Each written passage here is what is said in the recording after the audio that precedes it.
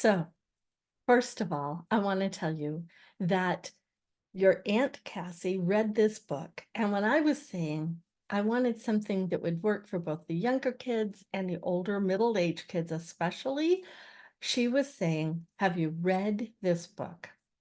When I asked her about it, she told me why she thought this was a great book you would love. And reluctantly, I started to read it. I fell in love with the book, and I hope you do too.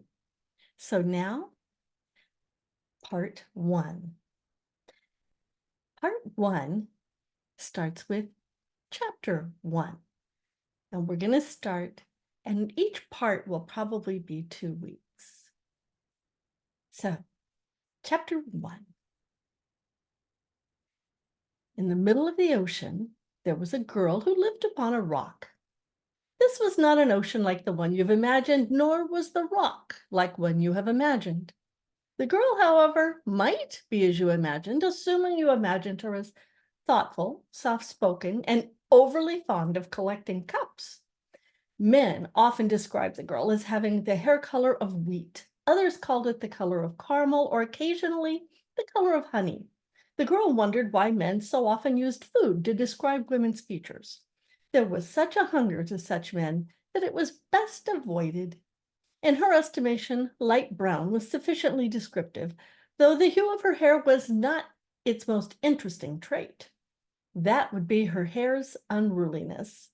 Each morning she heroically tamed it with a brush and comb, then muzzled it with a ribbon and a tight braid.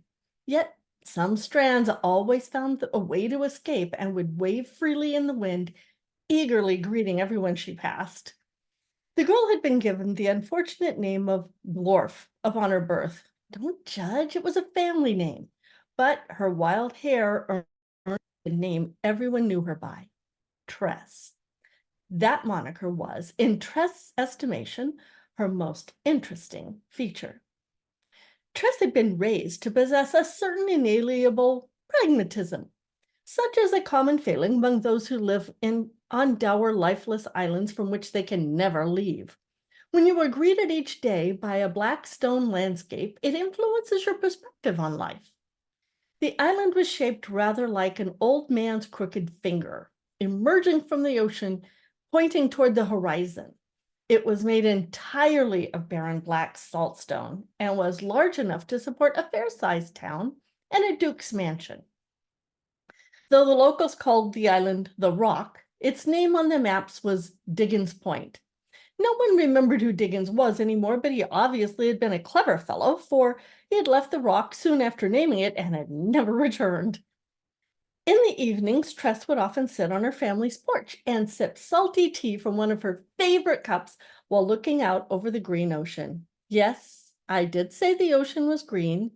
Also, it was not wet. We're getting there. Would you like to see Tress? Isn't she beautiful? As the sun set, Tress would wonder about the people who visited the Rock in their ships. Not that anyone in their right mind would deem the Rock a tourist destination. The black saltstone was crumbly and got into everything. It also made most kinds of agriculture impossible, eventually tainting any soil brought from off the island. The only food the island grew came from compost vats. While the Rock did have important wells that brought up water from a deep aquifer, something that visiting ships required, the equipment that worked the salt mines belched a constant stream of black smoke into the air. In summary, the atmosphere was dismal, the ground wretched, and the views depressing. Oh, and have I mentioned the deadly spores? Diggins Point lay near the verdant Lunagre. The term Lunagre, you should know, refers to places where the 12 moons hang in the sky around Tress's planet in oppressively low stationary orbits, big enough to fill a third of the sky. One of the 12 is always visible no matter where you travel, dominating your view like a wart on your eyeball. The locals worship those 12 moons as gods, which we can all agree is far more ridiculous than whatever it is you worship. However, It's easy to see where the superstition began, bearing in mind the spores, like colorful sand that the moon dropped upon the land. They'd pour down from the Lenegrees, and the verdant Lenegree was visible some 50 or 60 miles from the island. That was as close as you ever wanted to get to a Lenegree, a great shimmering fountain of colorful motes, vibrant and exceedingly dangerous. The spores filled all the world's oceans, creating vast seas not of water, but of alien dust.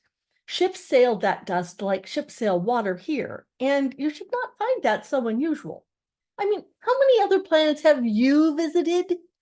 Perhaps they all sail oceans of pollen, and your home is the freakish one. The spores were only dangerous if you got them wet, which was rather a problem considering the number of wet things that leak from human bodies, even when they're healthy.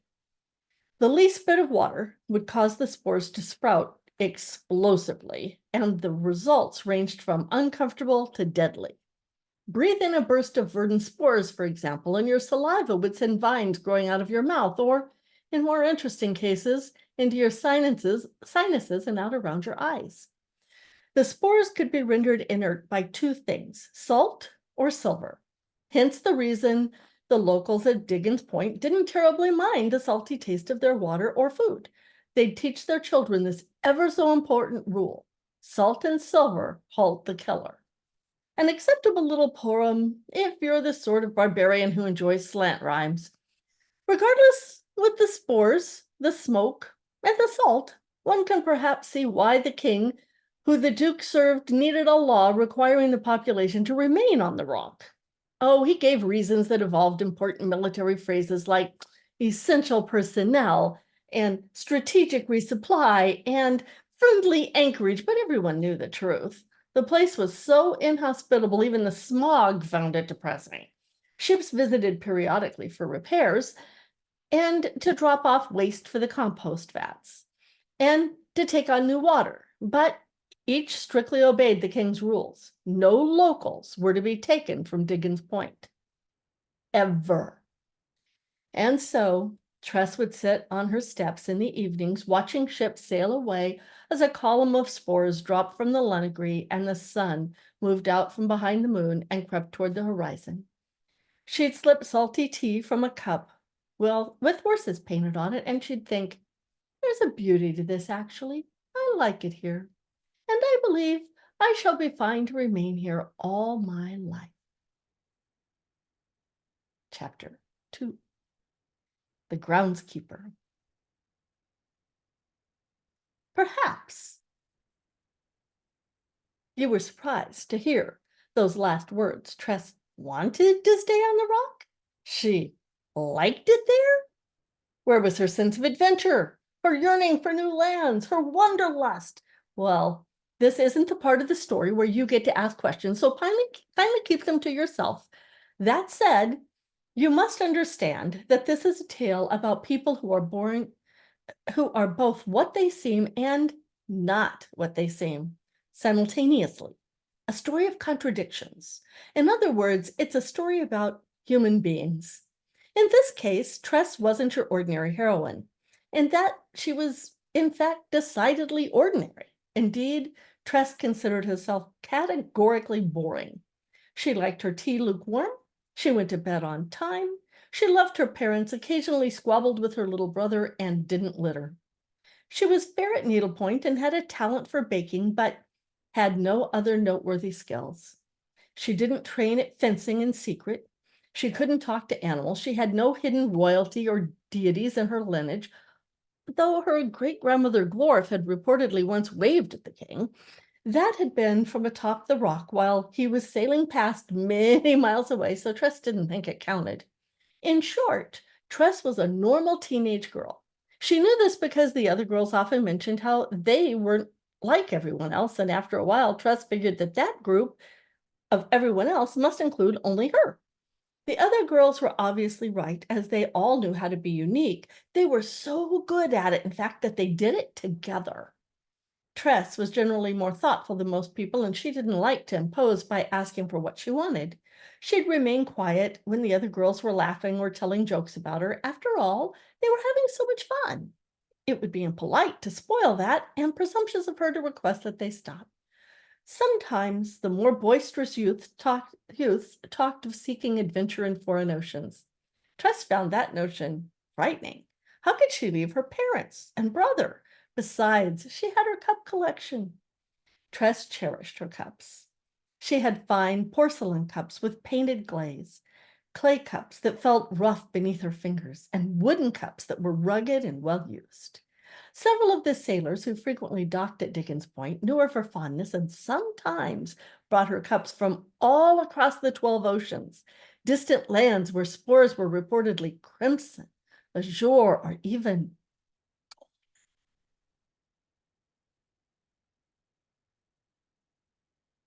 she'd give the sailors pies in exchange for their gifts, the ingredients purchased with the pittance she earned scrubbing windows. The cups they brought her were often battered and worn, but Tress didn't mind. A cup with a chip or a ding, it had a story. She loved them all because they brought the world to her. Whenever she sipped from one of the cups, she imagined she could taste far off foods and drinks and perhaps understand a little of the people who had crafted them. Each time Tress acquired a new cup, she brought it to Charlie to show off. Charlie claimed to be the groundskeeper at the Duke's mansion at the top of the rock, but Tress knew he was actually the Duke's son. Charlie's hands were soft, like a child's rather than calloused. He was better fed than anyone else in town. His hair was always cut neatly, and though he took his signet ring off when he saw her, it left a slightly lighter patch of skin that made it clear he usually wore it on the finger that marked a member of the nobility.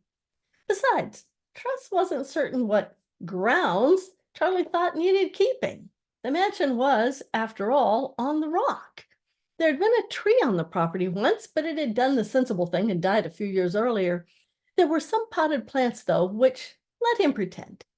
Gray motes swirled in the wind by her feet as she climbed the path to the mansion. Gray spores were dead.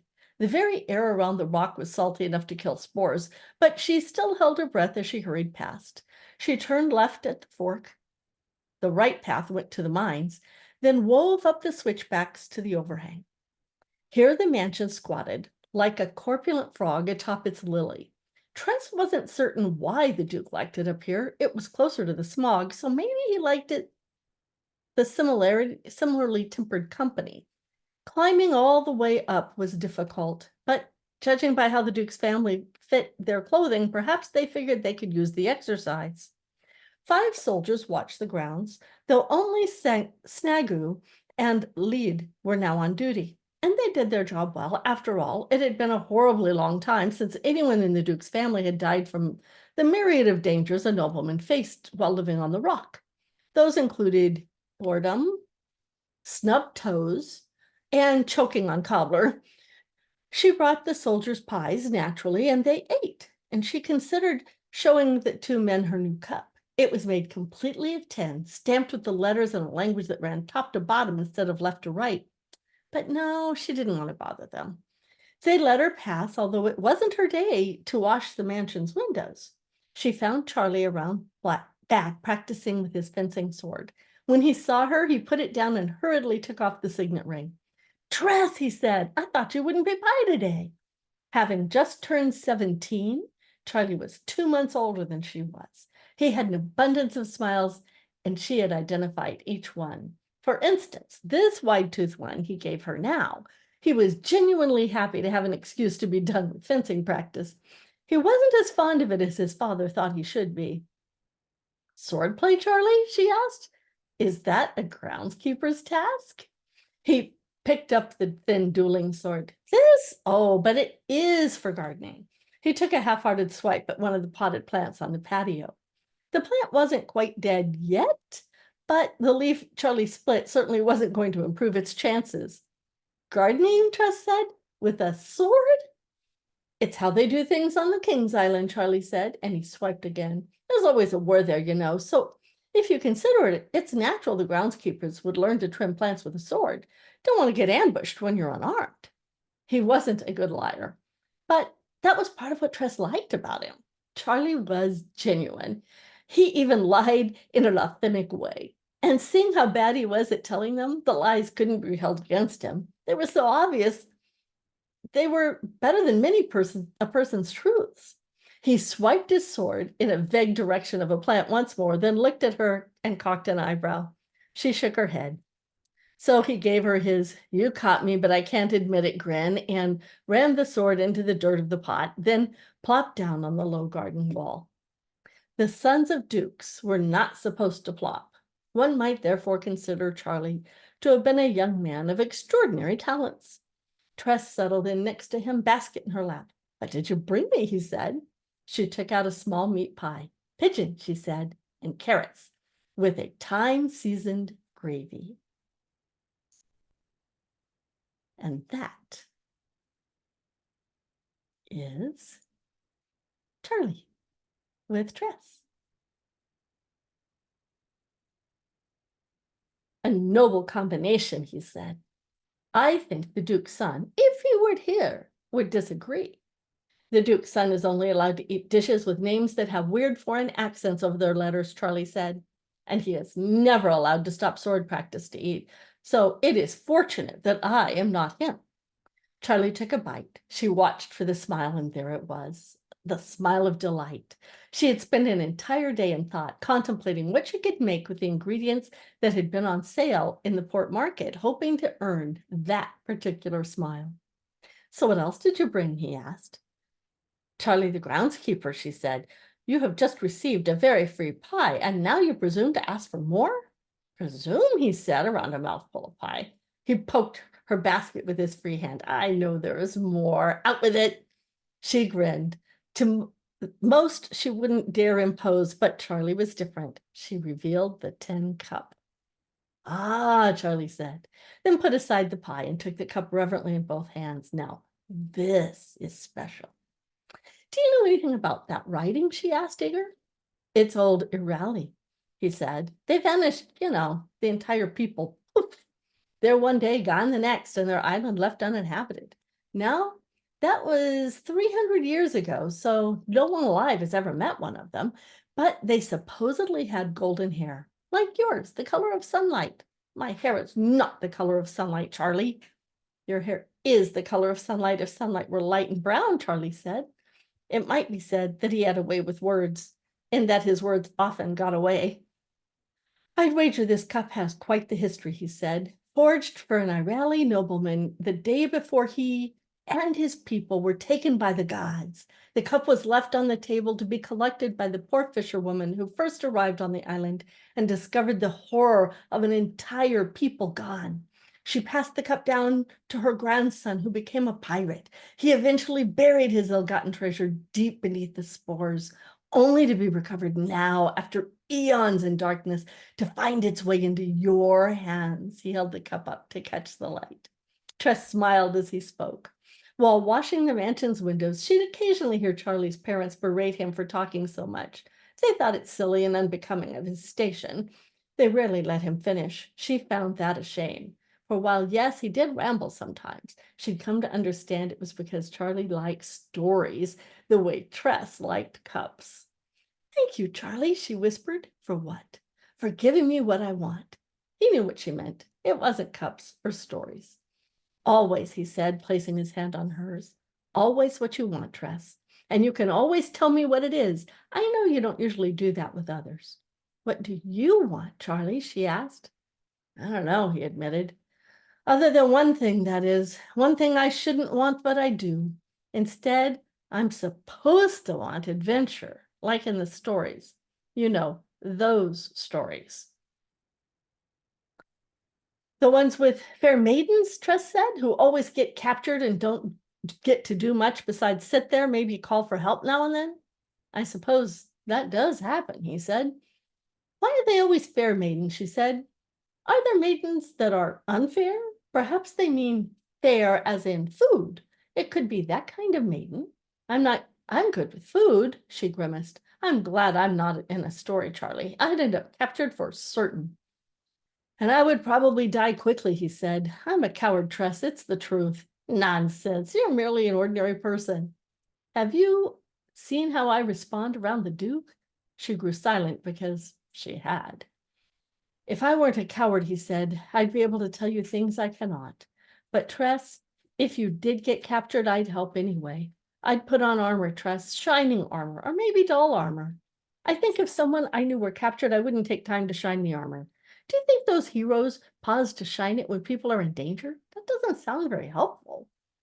Charlie, Tress said, do you have armor? I'd find some, he promised. I would figure it out, something out, surely. Even a coward would be brave in the proper armor, right?